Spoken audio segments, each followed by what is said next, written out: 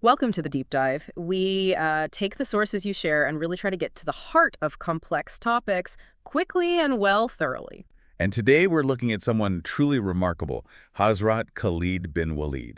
You'll often hear may Allah be pleased with him after his name. Right, a sign of deep respect in Islamic tradition, and he has that incredible title. Saifullah, the sword of Allah. Yeah, his name really resonates through military history, doesn't it? Known for being just an exceptional commander. Exactly. And what grabs you, I think, is the sheer scale of his transformation. We're going to explore how he went from being, well, a pretty determined opponent of early Islam A fierce adversary, really. to becoming absolutely central to its spread. And we're basing this on the document provided. Who was Hazrat Khalid bin Walid, RA.PDF, from Red Hill Jamia Mosque al-Mustafa? Okay, so let's start at the beginning, his early life. Good idea. Where do we start? Well, he was born in Makkah around 592 CE, came from the Banu Makhzum tribe. And they were known for? Military strength. They were a powerful clan in Makkah, known for, their prowess in warfare. So that military background was there right from the start, and the source says he was already known as a skilled fighter, a leader, even when young. That's right. But here's the thing. When the Prophet Muhammad, peace be upon him, began his preaching, the Banu Makhzum were, very much against it. Led by figures like Abu Jahl, they strongly opposed the message. And Khalid himself was part of that opposition. Yes, definitely. The source is clear. He was involved in fighting against the Muslims in those early days.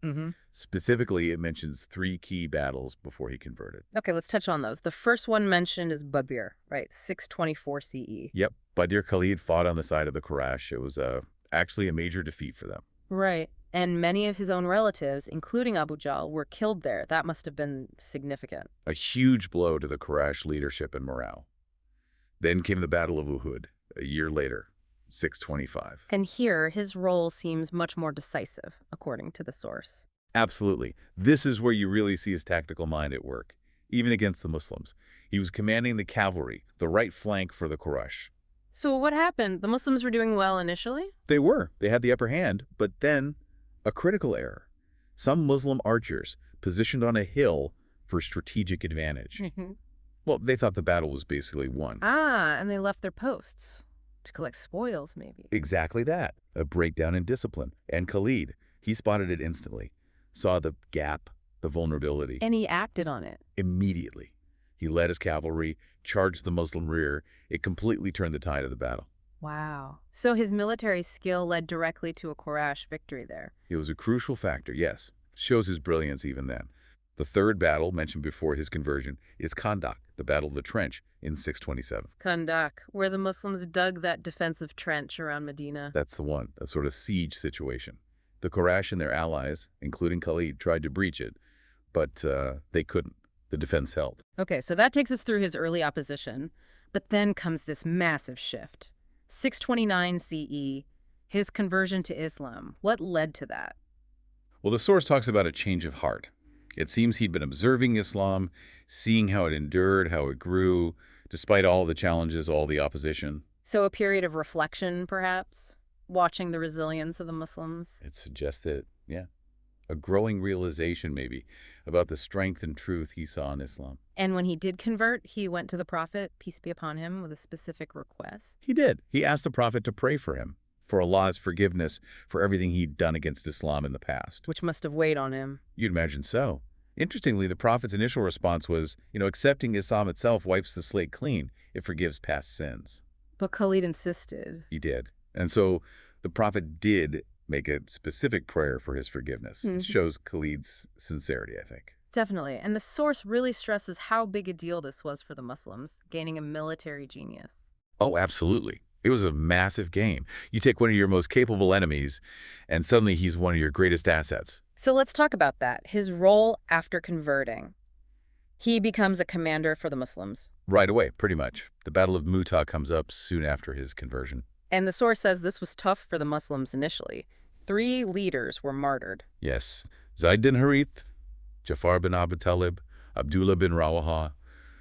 A terrible blow. The situation looked grim. But Khalid stepped in. He took command, And this is another point where his tactical skill just shines.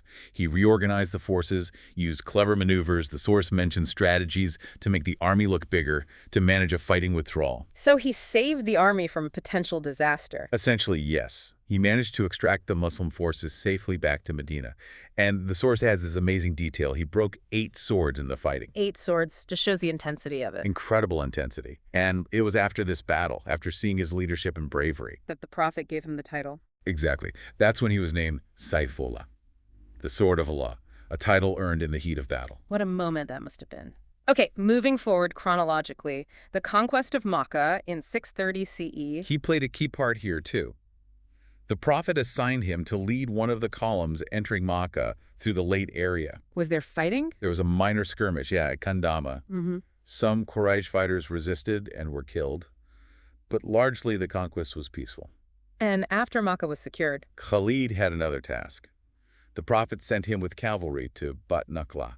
His mission was to destroy the main idol worshipped by the Quraysh there, Al-Uzza. a symbolic act cementing the change. Very much so. Then, still in 630 CE, you have the Battle of Hunain. Against the Hawazin tribe, Khalid's leading horsemen again. Yes, from the Banu Salam tribe this time, on the Prophet's command. And there's an interesting point here in the source. It mentions that Khalid killed several opponents, including a woman, during the fighting.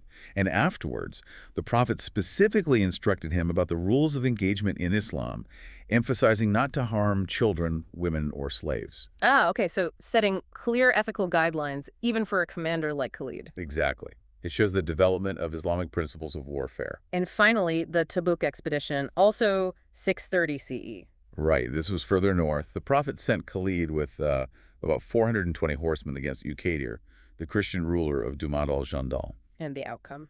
Khalid captured Uqaydir after a fight. Uqaydir was then brought to Medina and made a treaty with the Prophet. Another instance of expanding Muslim influence achieved through Khalid's military leadership.